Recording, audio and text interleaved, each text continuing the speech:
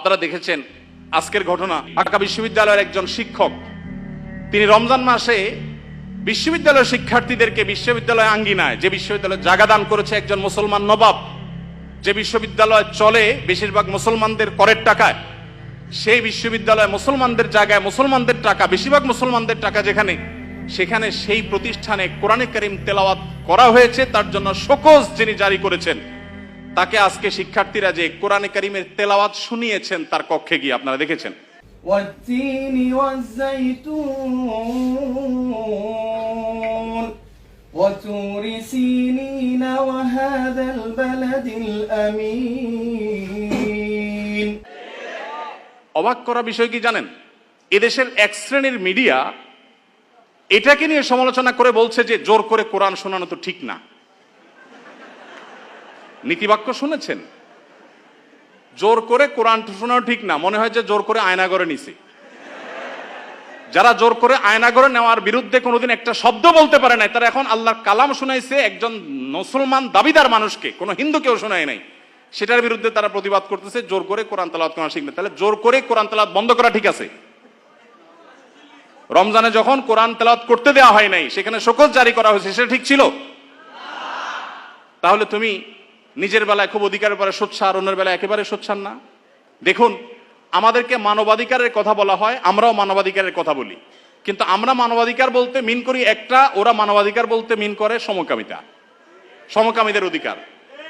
আমরা বৈষম্য বিরোধী বলতে চাই সমাজে হিন্দুদের প্রতি কোনো বৈষম্য হবে না, খ্রিস্টানদের প্রতি কোনো বৈষম্য হবে না, নারীদের প্রতি কোনো বৈষম্য হবে না, কারোর প্রতি কোনো বৈষম্য হবে না, হুজুর শ্রেণীপতির বৈষম্য হবে না। দাঁড়িয়ে আছে তাহলে সে চাকরির জন্য অনুপযুক্ত বিবেচনা করা হবে, দায়ের কারণে এই বৈষম্য হবে না। টুপি আছে, হিজাব আছে, সেজন্য সে ভার্সিটিতে চান্স পাবে না বা তার প্রতি বৈষম্যমূলক আচরণ করা হবে, এগুলো থাকবে না। এদেশে মানুষ এই বৈষম্য দূর করতে চায়, আর ওরা আছে এদেশে সমকামীদের অধিকার প্রতিষ্ঠা করে তথাকথিত বৈষম্য দূর করার জন্য। তো আমাদের বৈষম্য বিরোধী চেতনা আর তাদের বৈষম্য বিরোধী চেতনা এক না। আমাদের বলতে এখানে আমি হুজুর শ্রেণী কথা বলছি না, এদেশের সর্বস্তরের মানুষ যদি গণভোট নেওয়া হয়, সমকামিতাকে এদেশে অধিকার হিসেবে এই বিকৃত যৌনতা চর্চা করে আমেরিকাতে, পৃথিবীর উন্নত দেশগুলোতে যে পরিমাণ ধ্বংস ডেকে এনেছে, সেখানকার রাস্তা রাস্তা অভিভাবকরা নেমেছে প্রতিবাদ করবার জন্য। আপনার একটা ভিডিও, ভাইরাল একটা ভিডিও দেখেছেন, কোন একটা গণমাধ্যমের কোন একটা টকশো বা টেলিভিশনে কোন একটা প্রোগ্রামে বাবার সামনে তার ট্রান্সজেন্ডার একটা মেয়ে আসছে, দেখে ছেলে ছিল সে, সম্ভবত মেয়ে হয়ে গেছে, সে চিত্র দেখে বাবা যে হাওমা করে কেঁদেছেন, গোটা পৃথিবীর মানুষের বিবেকে আঘাত করেছে। এই বিকৃত যৌনাচারের যারা প্রবর্তক, যারা এর ধ্বজাধারী, এরা ওই বিকৃত জিনিসটাকে আমাদের দেশে প্রবেশ করাবার অপচেষ্টায় লিপ্ত আছে। এরা জানে না যে এই স্বপ্ন এই দেশের মানুষ আসলে কখনো বাস্তবায়ন হতে দিবে না। ভাইরা আমার, অতএব আমরা যারা দাওয়াতি কাজ করব, সময়ের এই চাহিদাগুলো বোঝার চেষ্টা আমাদেরকে করতে হবে। আমাদেরকে বিভিন্ন নাস্তিক্যবাদ, ধর্মহীনতার দিকে নিয়ে যাওয়া হচ্ছে, এমন এমন শব্দ দিয়ে, মানব ধর্মের কথা বলে মানুষ হিসাবে আমাদের পরিচয়কে বড় তুলতে হবে, ধর্মীয় পরিচয় বড় বিষয় না। এগুলো সবগুলো হলো নাস্তিকতার প্রথম ধাপ, যেগুলো শোনার পর আমাদের দেশে এক শ্রেণীর সাধারণ মুসলমানরা না বুঝে তারাও সেগুলোকে অ্যাপ্রিসিয়েট করে যে কত সুন্দর কথা, হিন্দু না, বৌদ্ধ না, মুসলমান না, আমার কাছে মানুষ হিসাবে অধিকার চান। আমরা সবাই খুব অ্যাপ্রিসিয়েট করি।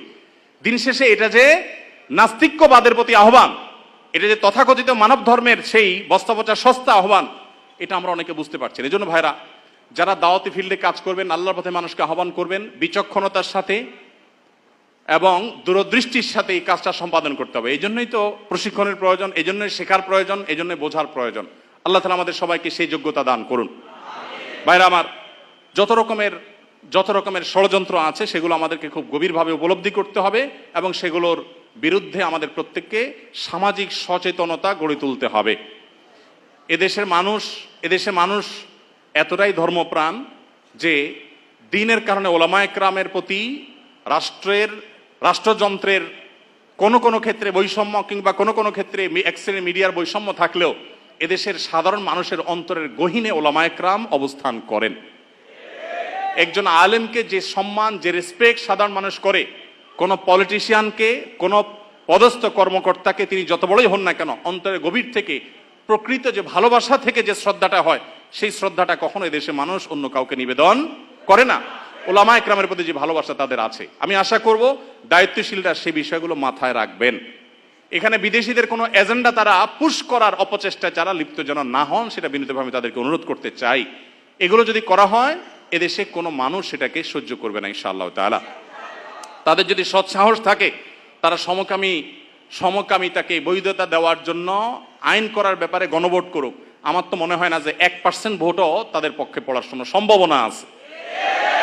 ভাইরা আমার, অতএব এই যে যারা আমাদেরকে মত প্রকাশের স্বাধীনতার কথা বলে এবং সবক শিখায়, তারাই যদি আমাদেরকে এমন জিনিস চাপায় দেয় যেটা এদেশের কোনো মানুষ বিশ্বাস করে না, তাহলে এর চাইতে বড় বাক স্বাধীনতা হরণ আর কি হতে পারে? বিধায় আমরা আশা করব যে যারা দাওয়াতি কাজ করেন তারা এই টোনগুলো বোঝার চেষ্টা করবেন, যে আপনাকে বৈষম্য বলতে কি বোঝাচ্ছে, মানবাধিকার বলতে আপনাকে দিয়ে বলাচ্ছে কি, আর তার মতলবটা কি, এটা বোঝার চেষ্টা আমাদেরকে করতে হবে। এরপর যে পয়েন্টটা বলবো তা হলো, দাওয়াতি কাজ যারা আমরা করবো ইনশাআল্লাহ, দাওয়াতি ফিল্ডে যারাই কাজ করবো ইনশাআল্লাহ, তারা সব সময় একটা জিনিস মাথায় রাখবো যে পুরুষদের পাশাপাশি আমাদের অনেক মেয়েদের মধ্যে দায়ী তৈরি করতে হবে। আমাদের দেশে নারীদের মধ্যে দাওয়াতি কাজ করবার মতো সেরকম মহিলা দায়ী, উপযুক্ত দায়ী নাই।